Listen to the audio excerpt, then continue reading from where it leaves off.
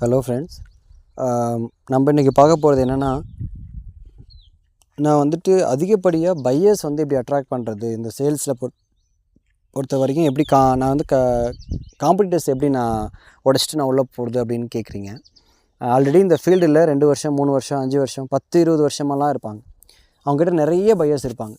அவங்க என்ன price fix பண்ணாலுமே அவங்களுடைய பையர்ஸ் வந்துட்டு வாங்குறதுக்கு தயாராக இருப்பாங்க. பிகாஸ் அந்த ஒரு ட்ரஸ்ட்டு 10 வருஷமாக ஒருத்தங்கிட்ட பிஸ்னஸ் பண்ணுறாங்கன்னா அவங்க மேலே இருக்கிற ட்ரஸ்ட்டு வந்து அந்தளவுக்கு ஸ்ட்ராங்காக இருக்கும். அதை உடச்சிட்டு உள்ளே போகிறதுங்கிறது அவ்வளோ ஈஸி இல்லை.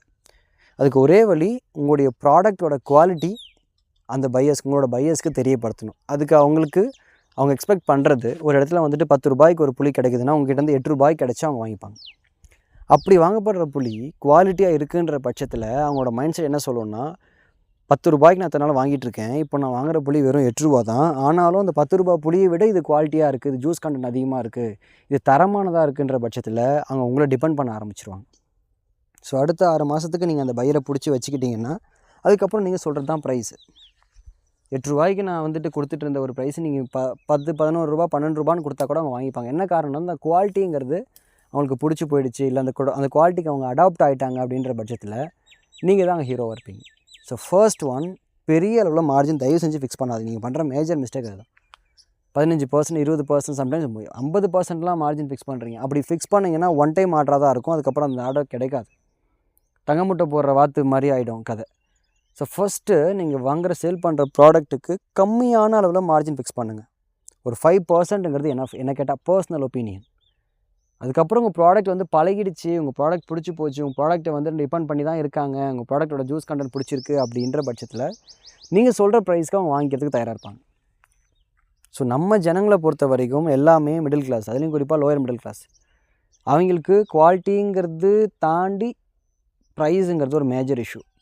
அவ்வளோ ப்ரைஸ் கொடுத்து நான் வாங்கணுமா அப்படின்ற மாதிரியான ஒரு கொஷின் அவங்களுக்குள்ள ரைஸ் ஆகிடுச்சு அப்படின்னா உங்கள் ப்ராடக்ட் வந்து சேல் ஆகாது மார்க்கெட்டில். அப்புறம் லாஸ் தான் பண்ணணும். ஸோ ஃபர்ஸ்ட் ஒன், நீங்கள் ஒரு குறிப்பிட்ட அளவுக்கு கம்மியான மார்ஜினை மட்டுமே ஃபிக்ஸ் பண்ணுங்கள். ஸோ மார்ஜின் கம்மியாக ஃபிக்ஸ் பண்ணிவிட்டு உங்களோட பையர்ஸ் அட்ராக்ட் பண்ணிட்டீங்கன்ற பட்சத்தில் ரொம்ப ஈஸியாக உங்கள் ப்ராடக்ட்டில் மார்க்கெட்டில் சேல் ஆகிடும். இப்போ வாங்குகிற ப்ராசஸ் என்ன, நீங்கள் கேட்குறது அதுதான். எப்படி எங்கிட்டேருந்து பை பண்ணுறது அப்படின்னா, நீங்கள் இந்த யூடியூப்பில் இருக்கிற நம்பர்ஸ்க்கு காண்டாக்ட் பண்ணுங்கள், வாட்ஸ்அப் டெக்ஸ்ட் பண்ணுங்கள். நான் ப்ராடக்ட்ஸோட ப்ரைஸ் பிக்சர்ஸ் நான் வந்து ஷேர் பண்ணுறேன். இந்த ப்ராடக்ட்டு தான் உங்கள் ஏரியாவில் கன்சியூம் பண்ணுறாங்களா, அதிகமாக சேல் ஆகிட்டு இருக்கான்றதை கன்ஃபார்ம் பண்ணிவிட்டு ப்ரைஸ் உங்களுக்கு ஓகேன்ற பட்சத்தில் நீங்கள் பை பண்ணிக்கலாம். ஆர் சாம்பிள்ஸ் வாங்கி நீங்கள் செக் பண்ணிக்கலாம். ஓகேன்ற பட்சம் நானே சொல்கிறேன், நீங்கள் அதிகப்படியாக ரிஸ்க் எடுக்காதீங்க. ஆரம்பத்தில் பெரிய அளவில் இன்வெஸ்ட் பண்ணாதீங்க. ஒரு கம்மியான இன்வெஸ்ட்மெண்ட்டில் ஸ்டார்ட் பண்ணுங்கள். ஒரு பிஸ்னஸ்ங்கிறது நாலேஜை டிபெண்ட் பண்ணி தான் இருக்கணுமே தவிர கையில் இருக்கிற பணத்தை டிபெண்ட் பண்ணி இருக்கக்கூடாது. என்கிட்ட வந்துட்டு நான் 1 லட்சம் வச்சுருக்கேன், நான் 10 லட்சம் வச்சுருக்கேன், நான் பிஸ்னஸ் ஆரம்பிக்கிறேன். 1 லட்சம் 10 லட்சம் வச்சுட்டு பிஸ்னஸ் ஆரம்பிக்கிறதுனாலலாம் பிஸ்னஸ் சக்ஸஸ் ஆகிடாது நண்பா. அனுபவம் இருக்கணும். அனுபவம் இருந்தால் போதும், நீ 10,000 ரூபாயில் ஒரு பிஸ்னஸ் ஆரம்பிக்கலாம். வித்தவுட் இன்வெஸ்ட்மெண்ட்டில் பிஸ்னஸ் ஆரம்பித்த கம்பெனி நீங்கள் பலாயிரம் கோடி ரன் பண்ணிகிட்ருக்கு. அது உங்களில் பல பேருக்கு தெரியும். நிறைய கம்பெனிஸ் இருக்குது உதாரணத்துக்குங்க. So first one, buyers attract பண்ணுங்கள். தென் உங்கள் ப்ராடக்ட்டு குவாலிட்டின்னு அவங்க நம்பணும். அதுக்கு உங்கள் ப்ராடக்ட் அவங்கள போய் சேரணும். Then you will do your best. So thank you. உங்களுக்கு புளியோட நீடு இருக்குது, புளி வச்சு நான் பிஸ்னஸ் பண்ணணும், புளியம்பழம் சேல் பண்ணி நான் பிஸ்னஸ் பண்ணணும்னு நினைக்கிறவங்க தாராளமாக டிஸ்கிரிப்ஷனில் இருக்க நம்பருக்கு நீங்கள் காண்டாக்ட் பண்ணலாம். கண்டிப்பாக நான் என்னோடய சப்போர்ட் கண்டிப்பாக இருக்கும். Thank you so much.